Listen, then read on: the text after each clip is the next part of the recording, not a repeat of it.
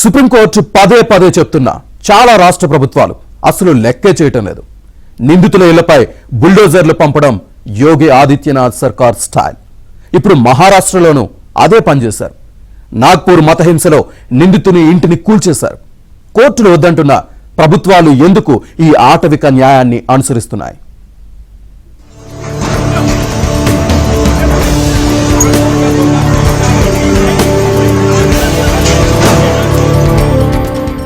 Supreme court ఇప్పటికే చాలాసార్లు చెప్పింది, అధికారులు, రాజకీయ నాయకులు జడ్జిల్లా తీర్పులు చెప్పొద్దని, నిందితుల ఇళ్లపైకి బుల్డోజర్లు పంపించి కూల్చొద్దని.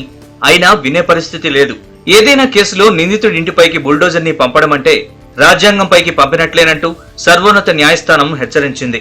రాష్ట్రాల్లో చట్టబద్ధమైన పాలన ఉండాలని, ఎలాంటి న్యాయ ప్రక్రియ లేకుండా ఎలాంటి ఆస్తిని స్వాధీనం చేసుకోరాదని, ధ్వంసం చేయకూడదని చెప్పింది. కోర్టు ఆదేశాలు ఉల్లంఘిస్తే ధిక్కార చర్యలు తీసుకుంటామని సుప్రీం విస్తృత ధర్మాసనం హెచ్చరించింది. కూల్చివేత ప్రక్రియలో నిబంధనలు ఉల్లంఘించినట్లు తేలితే ఆ ఆస్తి పునరుద్ధరణకు సంబంధిత అధికారుల జీతం నుంచి వసూలు చేస్తామని కోర్టు స్పష్టం చేసింది. నాగ్పూర్ లో ఇటీవల చెలరేగిన హింసకు కారణమైన కీలక నిందితుడు ఫహీం ఖాన్ కు చెందిన నిర్మాణాలపై మహారాష్ట్ర ప్రభుత్వం బుల్డోజర్ ఆపరేషన్ చేపట్టింది. అతడి నివాసం, ఇతర నిర్మాణాల్ని నాగ్పూర్ మున్సిపల్ శాఖ అధికారులు కూల్చేశారు. ఈ అక్రమ నిర్మాణాలపై ఇప్పటికే నోటీసులు జారీ చేశామని, నిబంధనలకు విరుద్ధంగా నిర్మించినందువల్ల వీటిని కూల్చేశామన్నారు.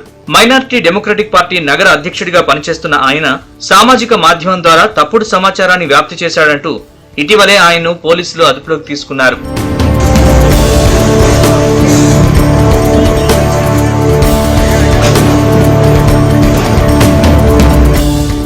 మార్చి 17న నాగ్పూర్ లో కొందరు మతపరమైన వ్యాఖ్యలు చేయడంతో ఇరు వర్గాల మధ్య ఘర్షణలు చెలరేగాయి. మతపరమైన వస్తువులు దహనం చేసినట్లు కొంతమంది సోషల్ మీడియా వేదికగా తప్పుడు వదంతులు వ్యాప్తి చేయడంతో ఉద్రిక్తతలు తలెత్తాయి. దీంతో ఫహీంతో సహా 6గురిపై దేశద్రోహం కేసు నమోదు చేశారు.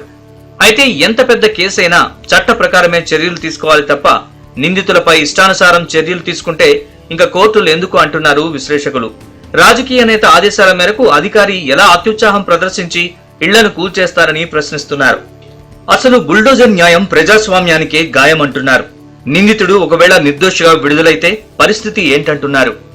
యోగి ప్రభుత్వం వ్యతిరేకమైనటువంటి వాళ్ళ మీద, అట్లాగే ముఖ్యంగా మైనార్టీల మీద బుల్డోజర్లు పంపి కూల్చివేసేటటువంటి కార్యక్రమం అక్కడ ప్రారంభించింది. అట్లాగే మధ్యప్రదేశ్లో ఇటువంటి ఘటనే జరిగింది. ఇప్పుడు మహారాష్ట్రలో జరుగుతుంది. సుప్రీంకోర్టు స్పష్టంగా ఈ బుల్డోజర్ పాలన కొనసాగడానికి వీల్లేదని, వీటిని అరికట్టాలని చెప్పి స్పష్టంగా ప్రకటించింది. అయినా సరే ఇప్పటికీ ఇంకా ఈ బుల్డోజర్ల పాలనతో కొనసాగిస్తున్నటువంటి పరిస్థితి. కేంద్ర రాష్ట్ర ప్రభుత్వాలు, 2 బీజేపీ ప్రభుత్వాలు అయినటువంటి దగ్గర అంతా కూడా ఇలాంటి బుల్డోజర్ దాడులు కానీ, అట్లాగే మణిపూర్ లాంటి హింసాయుతమైనటువంటి దాడులు కానీ, మత ఘర్షణలు రెచ్చగొట్టేటటువంటి చర్యలకు పాల్పడుతున్నటువంటి విషయం ఉంది. అట్లాగే మరో మైనార్టీ కుటుంబానికి సంబంధించినటువంటి మైనర్ బాలుడు భారత్ క్రికెట్కు వ్యతిరేకంగా మాట్లాడినటువంటి ఆరోపణలతో వాస్తవాలని కూడా ఇంకా తెలియకపోయినా సరే ఆ కుటుంబానికి సంబంధించినటువంటి వాళ్ళ మీద కూడా ఇటువంటి దౌర్జన్యానికి పాల్పడడం జరిగింది. ఉత్తరప్రదేశ్ లో ఈ బుల్డోజర్ జస్టిస్ ఎక్కువ. ఏదైనా కేసులో అరెస్ట్ అయితే చాలు అతడిపైనున్న సివిల్ కేసులన్నింటినీ తీయడం, ఇల్లు లేదా షాపును అక్రమంగా కట్టారంటూ కూల్చేయడం ఒక ట్రెండ్. నిజానికి సరైన పత్రాలు లేని అక్రమ నిర్మాణాలకు సంబంధించిన సివిల్ కేసులు కోర్టుల్లో కొన్ని లక్షలున్నాయి. మున్సిపాలిటీల్లో కంప్లైంట్స్ ఉన్నాయి. వాటిపై ఎలాంటి చర్యలు తీసుకోవడం లేదు.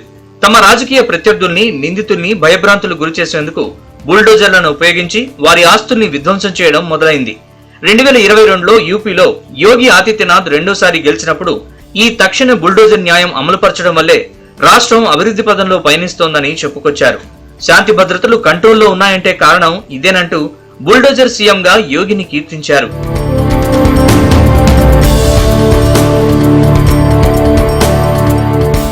బుల్డోజర్ న్యాయాన్ని తీసుకురావడం నియంతృత్వం కిందకొస్తుందని ప్రజాస్వామ్యవాదులు, కోర్టులు హితవు పలికాయి. వ్యక్తి స్వేచ్ఛకు భంగకరమని చెప్పాయి.